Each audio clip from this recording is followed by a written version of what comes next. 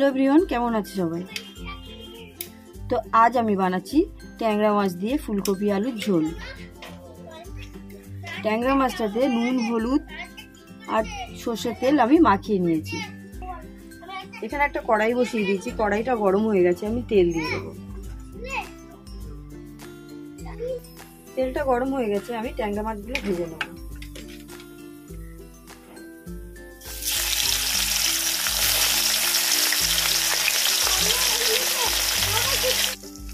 মাছগুলো উল্টে পাল্টে ভেজে নিয়েছি। পরের মাছগুলোকে একইভাবেই ভেজে নেব।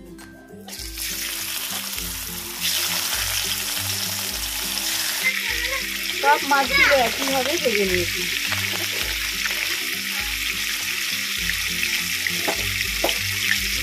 আমি এই তেলের মধ্যে ফুলকপি ভেজে নেব।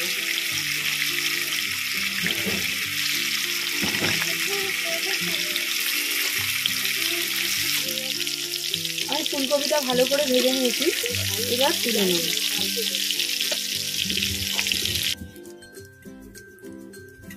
একইভাবে আলুগুলো ভেজে নেব।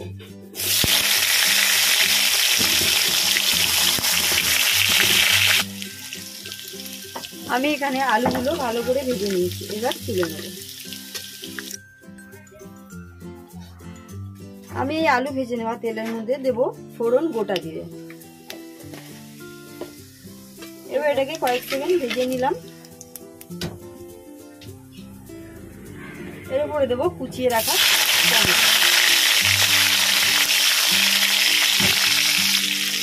টমেটোটাকে ভালো করে কষিয়ে নিয়েছি।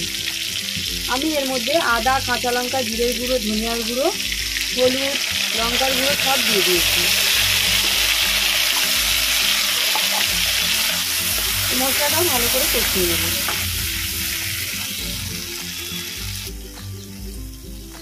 মশলাটা ভালো করে কষিয়ে নিয়েছি, তেল ছেড়ে দিয়েছে। আমি ভেজে রাখা আলুগুলো দিয়ে দেবো।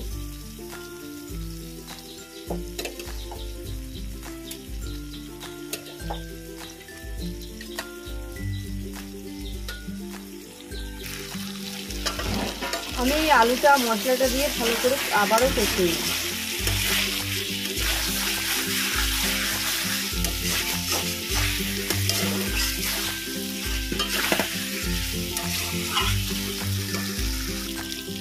ভালো করে কষানো হয়ে গেছে, আমি এর মধ্যে উষ্ণ গরম জল দিয়ে দিই।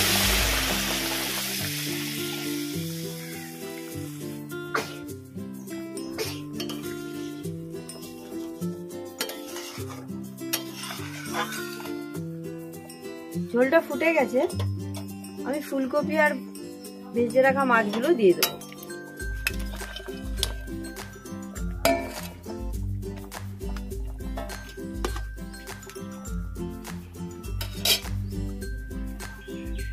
আমি ঝোলটা 15 থেকে 20 মিনিটের জন্য ঢেকে দেবো। 20 মিনিট বাদে চলে এসেছি।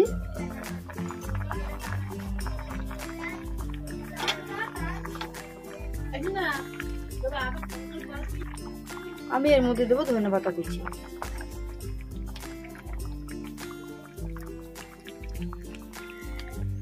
আমার ঝোলটা একেবারেই রেডি।